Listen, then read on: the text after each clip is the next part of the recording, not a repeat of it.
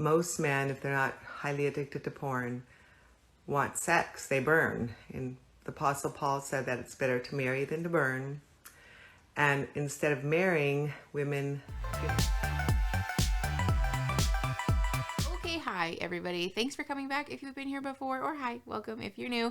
My name is Mickey, I'm a therapist, and we talk about therapist-y things on this channel. Today we are talking about the transformed wife, or Lori Alexander is her real name. We have talked about her briefly on this channel before, specifically in regards to her Twitter and all the awful things that she says there, but I did promise you guys that I would talk about her videos eventually, so we're doing that today. But before we do that, I want to get into this week's sponsor, which is Bellesa. If you guys have been here for any length of time, you will not be surprised to know that I'm a big fan of Bellesa, and me and my friends at Bellesa are doing another giveaway where everybody who enters the giveaway is going to win a free vibrator or a free gift card for a vibrator. As a person who never wins anything, this is one of my favorite things about the giveaway because literally everybody who enters wins something, and it just warms my gay little heart to be able to give you guys free stuff. But besides that, I love Bellesa so much because they're a bi-women company that's about all things sexuality, and their mission is to empower everyone to embrace, explore, and celebrate their sexuality, which obviously we love that here. As always, I have some fun goodies that Bellesa has sent me, and so I want to talk about them with you so that we can share the love and empower everybody to embrace and explore and celebrate their sexuality. So the first toy that I want to talk to you about is the Finger Pro. I've talked to you guys about this one before. Personally, I think that people sleep on this toy because it's the little egg-shaped paddle and it has 105 silicone rods on it.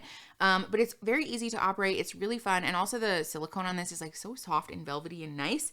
But one of my favorite things about Bellesa toys is that they don't have annoying pattern modes that you have to click past to get to the good parts. The controls on this are very intuitive. And so it has 10 different intensities that just go up as you continue to press the singular button. The second toy that I want to talk to you about is the Air Vibe, which I have talked about before because first of all, I love that it comes in an adorable little travel case. It helps keep it clean. It helps keep it separated from your other toys, but it's also just really dang cute. And on top of that, the Air Vibe is a dual stimulation clitoral suction toy and a vibrator.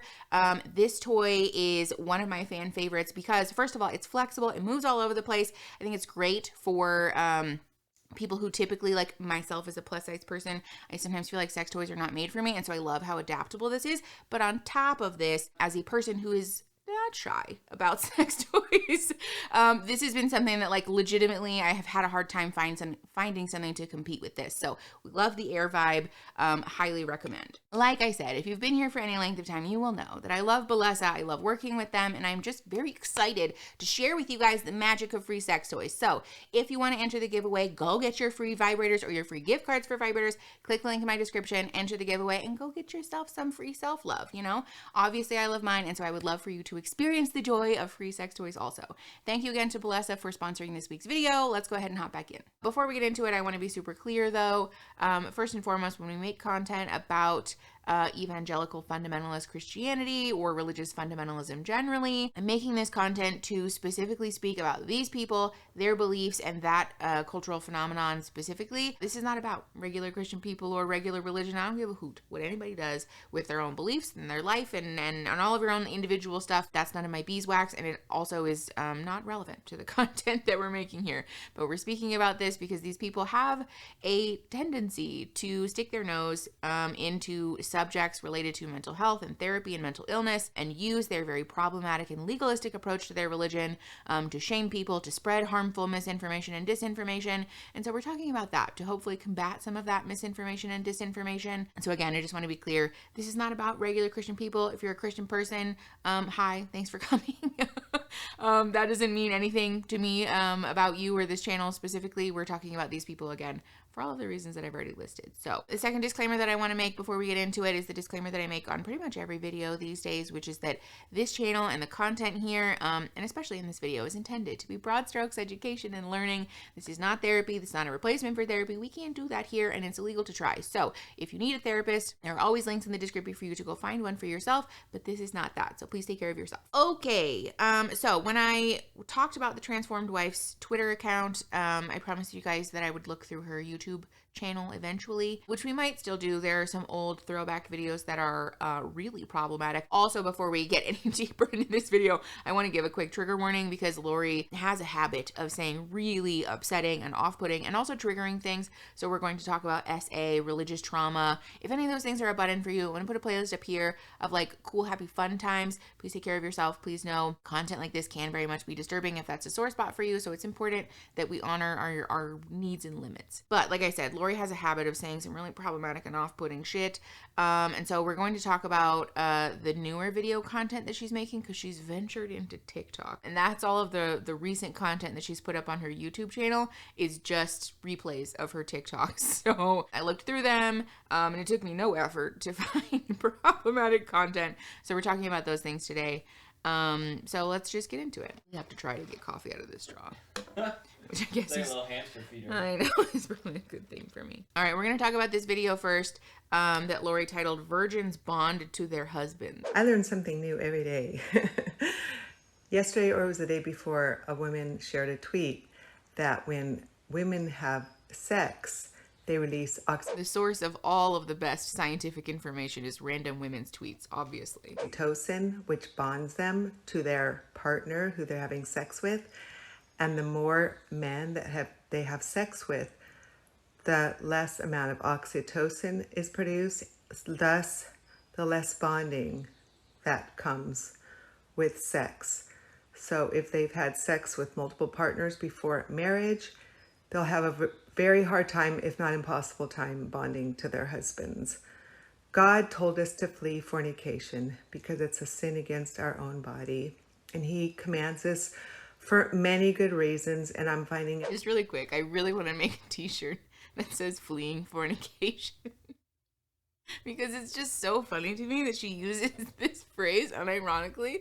I've never heard anybody in like the past 20 years use the word fornication seriously. Like normally it's a joke, and I just love that she says it so much. more reasons all the time as I grow older. The blessings of saving yourself for one man. My mom told me when I was young that I wanted to be able to stand in front of the man I was going to marry and tell him I was going to save myself for him. This made sense to me from a young age. I wanted a godly man. I wanted a solid marriage. I wanted a good marriage. And so I did that. I saved myself for marriage. And I've been married over 42 years. I'm very bonded to my husband. Even when we were going through hard times, I was very bonded to him. I never wanted to have sex with anyone else. I've never had sex with anyone else. I don't want to have sex with anybody else. And he feels the same way about me too, by the way.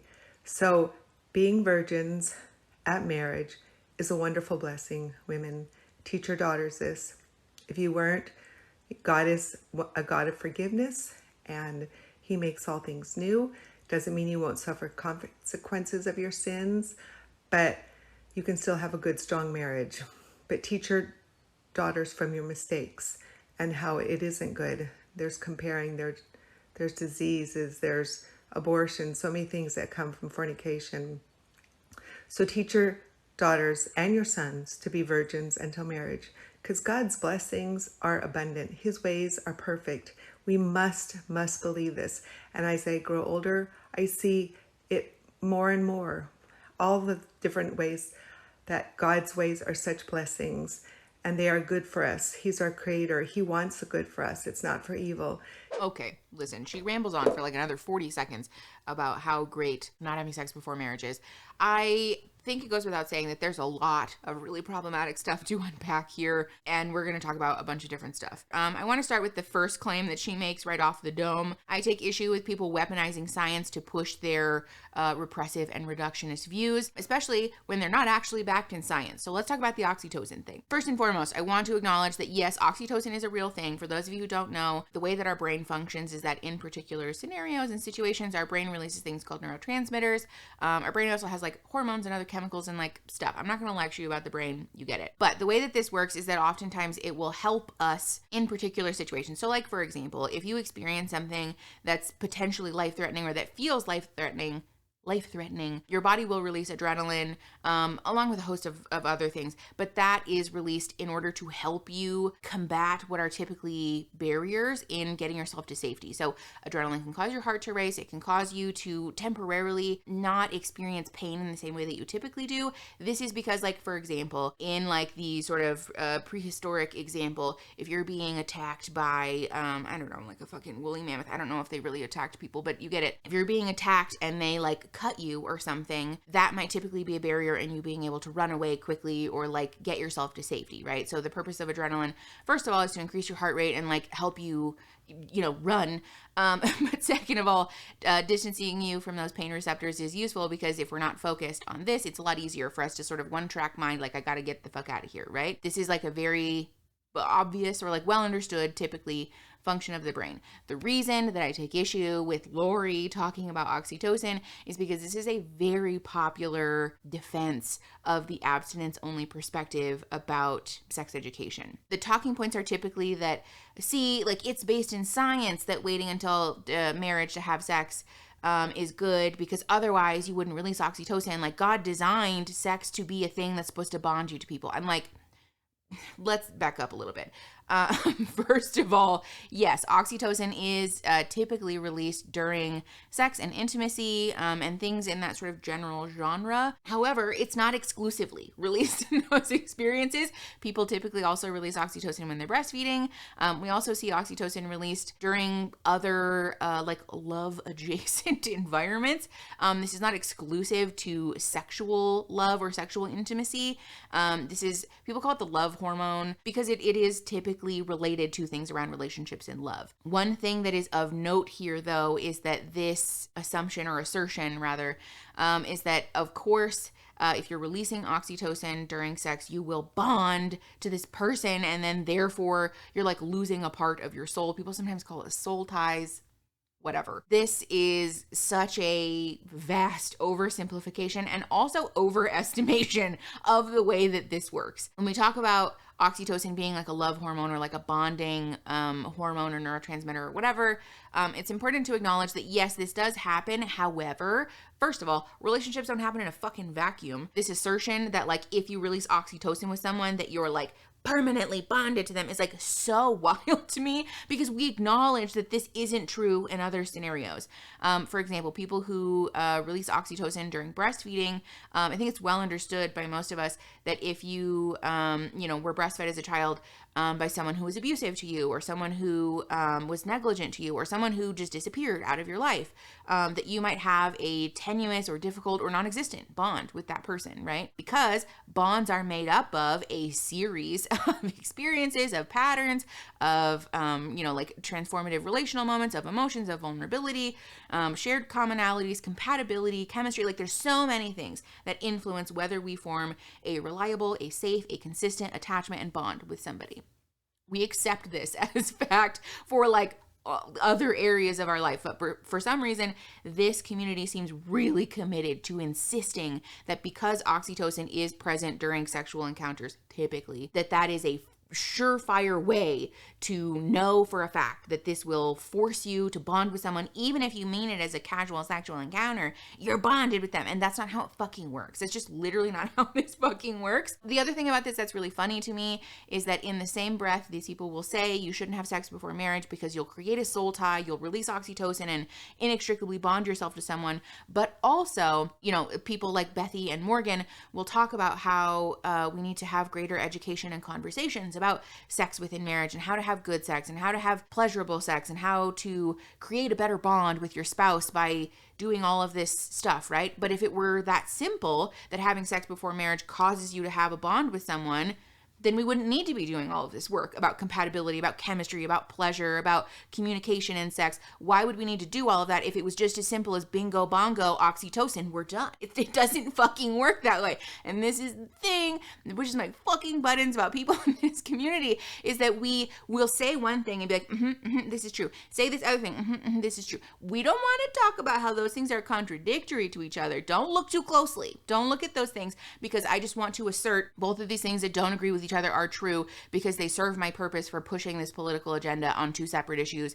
Moving on, next question. And that's not how it works. That's, first of all, not how opinions and evidence-based practice works, but also that's not how science works. Like, you can't selectively choose to believe in some parts of science because it suits your narrative over here, but not believe in it over here because it doesn't suit your narrative. It just, this is why I make the content that I make, because it pushes my fucking buttons when people try to weaponize language like this from the field that I work in and like have spent a lot of time and energy and effort to educate myself in, and then use it to harm people. Like, this is harmful because also, again, it's not lost on me. Like, this is a pretty well understood phenomenon of this culture that abusive relationships, problematic relationship norms can very easily proliferate in these communities.